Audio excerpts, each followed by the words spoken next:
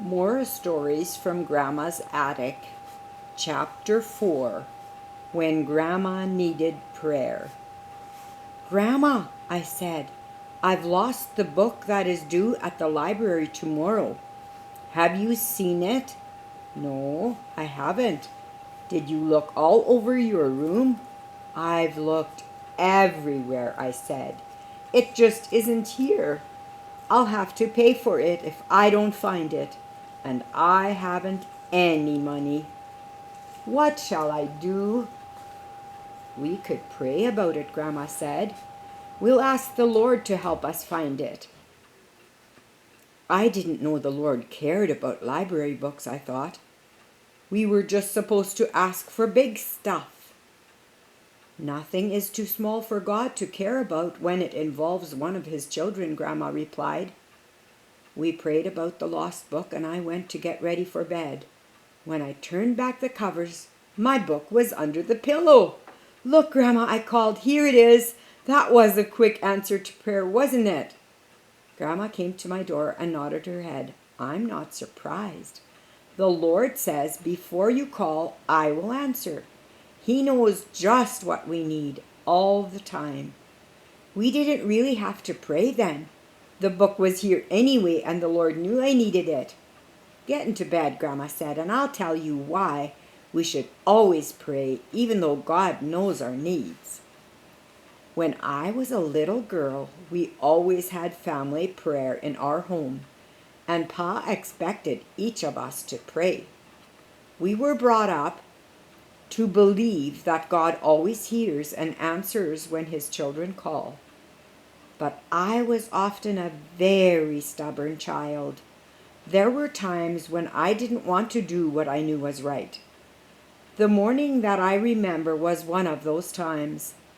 Pa had promised that the whole family could go with him to a cattle auction in the next county. There's a homemaking exhibit for the ladies, I hear, he said to Ma. You will enjoy that. Even me, I asked excitedly. I can go too, Pa? Pa said it was for ladies, Royce put in. That sure wouldn't include you. I started to protest, but Ma interrupted. Now, Roy, don't start something you'll be sorry for.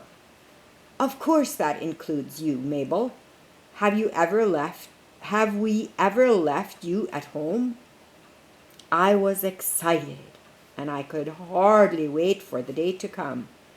It finally did, and we were up before daybreak to have breakfast and get started. I was in such a hurry to leave that I didn't want to finish the meal. You'll wish you had before you see dinner time, Ma warned. You'd better eat. Ma didn't know how true that would be. After breakfast, Pa reached for the Bible. Oh, Pa, I protested. We aren't going to take time for prayer this morning, are we? Couldn't we do it when we get home tonight? It's a long way to the exhibition grounds. Pa looked at me with surprise. God always comes first in this house. You know that, Mabel. We want to start our day by talking to him. Well, I don't, I replied crossly. It's a wonder Ma didn't spank me right then, but she didn't. She just looked at me quietly. All right, Mabel, you won't need to pray this morning. Somehow the day didn't seem quite as exciting to me now. I knew I had been horrid and should have been punished. We got into the buggy and started out. I sat very quietly while the boys chattered about what they would see and do. As the sun came up, we neared the grounds. My spirits rose. I began to think of the fun I would have. The first thing I want to do is find Sarah Jane. I want to look at everything that is here. You won't have far to look, Ma replied. I see her standing by the buggies waiting for you. Sarah Jane was hopping from one foot to the other with excitement. Hurry, Mabel, she called. I've been waiting and waiting for you. What took you so long? I started to say something about having prayer before we left, but then thought better of it. We're here now, I said. Let's go. We ran off toward the big tent that held the homemaking exhibit, and our mothers followed close behind. "Oh!" Sarah Jane exclaimed. "We'll never see all this. I didn't know there were that many quilts in the whole world. Have you ever seen so many things?" "No," Ma laughed. "I guess I haven't. And look at all the baked goods and canned food. We'd better get started or we'll miss something." For a long time Sarah Jane and I trailed along after our mothers, looking at the displays and pointing out what we liked best. Shortly before noon the ladies sat down to rest. "Don't you girls wander off too far," Ma said to us. "We'll be eating in just a little while." "May we go outside and look around, Ma?" I asked. "I guess that would be all right. But don't get out of sight of the tents, will you?" "Oh no," we promised. "We'll stay right close by." And we fully intended to do that. There were a number of tents with different displays in them, and we were going to look at those and come right back. A large woods lay at the end of the exhibit grounds, and as we approached the edge of it, Sarah Jane stopped and grabbed my hand. "Look, Mabel, do you see that?" She pointed toward the big trees. "What is it? Did one of the calves get away from the animal tent already?" Sarah Jane shook her head. "I don't think so. It looks like a fawn to me. Let's go see." Quietly, we tiptoed to the end of the clearing and approached the tree.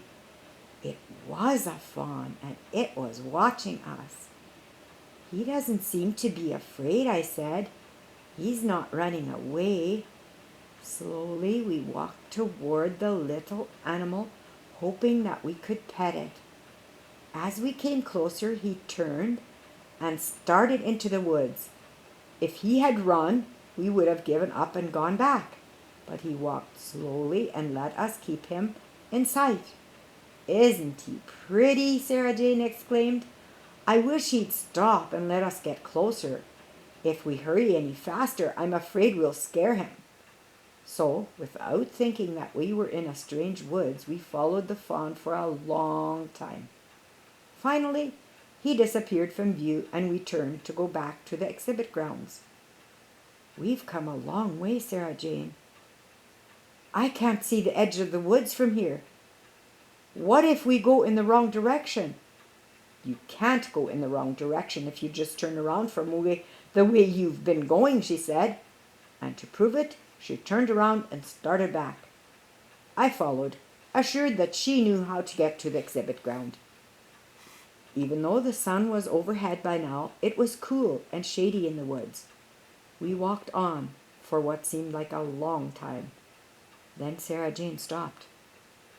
"We don't seem to be going any place," she said. "I don't think we walked this far." "You mean you don't know the way back? You acted like you did.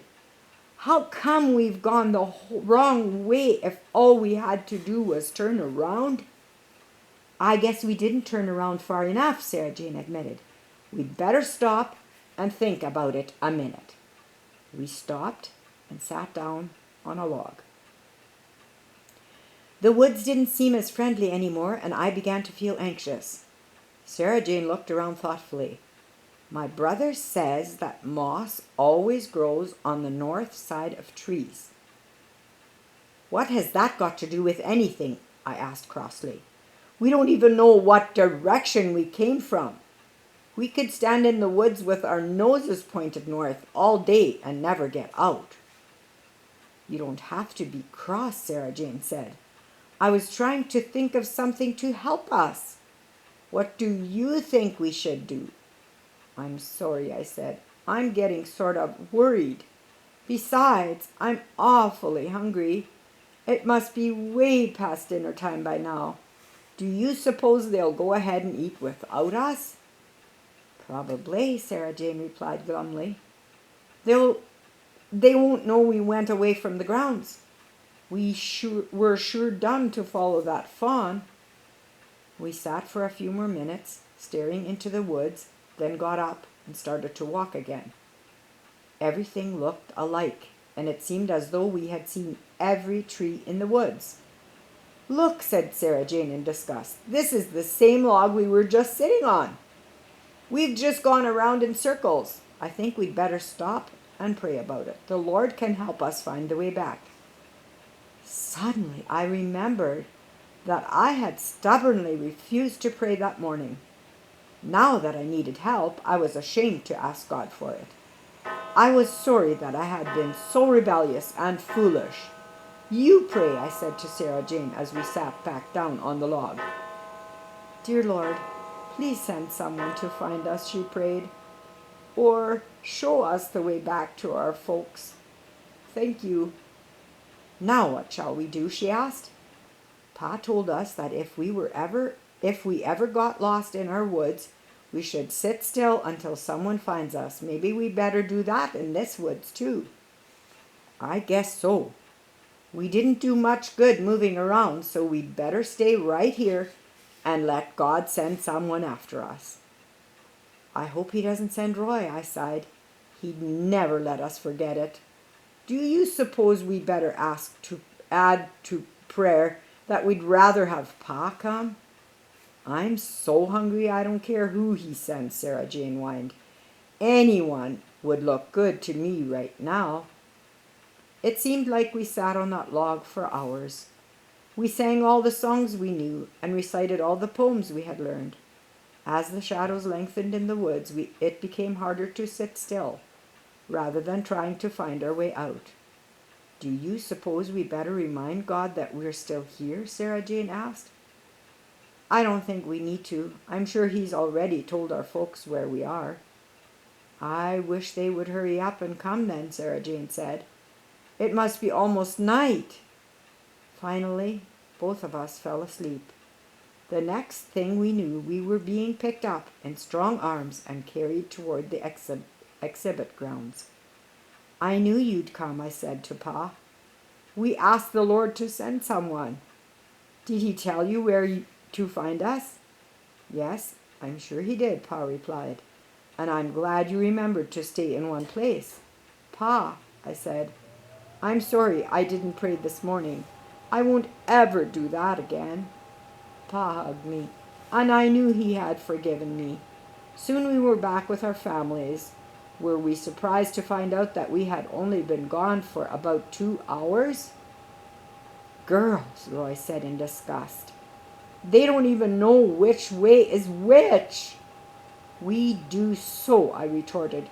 It's just that the trees all look alike, and this is a strange woods. I'm glad the Lord was watching over you girls, Ma said. If he doesn't, there's not much hope for either one of you, I'm afraid.